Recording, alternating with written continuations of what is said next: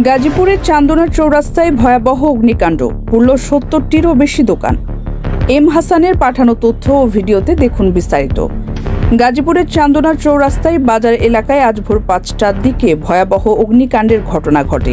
খবর পেয়ে জয়দেবপুর ফায়ার সার্ভিসের ৩টি ইউনিট সকাল ৬টার দিকে ঘটনাস্থলে পৌঁছে আগুন নিয়ন্ত্রণের কাজ শুরু করে। অগ্নিকাণ্ডে অন্তত ৭০টিরও বেশি মুদি ও মশলার দোকান সম্পূর্ণ ভস্মীভূত হয়েছে বলে জানা গেছে। স্থানীয় সূত্রে জানা যায়, বাজারের পূর্ব পাশের রাস্তা সরু এবং শাপলা ম্যানশনের পশ্চিম পাশে নির্মাণ সামগ্রী রাখার কারণে ফায়ার সার্ভিসের গাড়ি সরাসরি ঘটনাস্থলে পৌঁছাতে পারেনি। ফলে ফায়ার সার্ভিসের গাড়িগুলো ঘটনাস্থল থেকে প্রায় ১৫০ মিটার দূরে ঢাকা টাঙ্গাইল মহাসড়কে রেখে পানি দিয়ে আগুন নিয়ন্ত্রণে আনার চেষ্টা করে। প্রত্যক্ষদর্শীদের ভাষ্য অনুযায়ী অনুপম সুপার মার্কেটের দক্ষিণ পাশের একটি ফাস্টফুডের দোকান থেকে আগুনের সূত্রপাত হয়।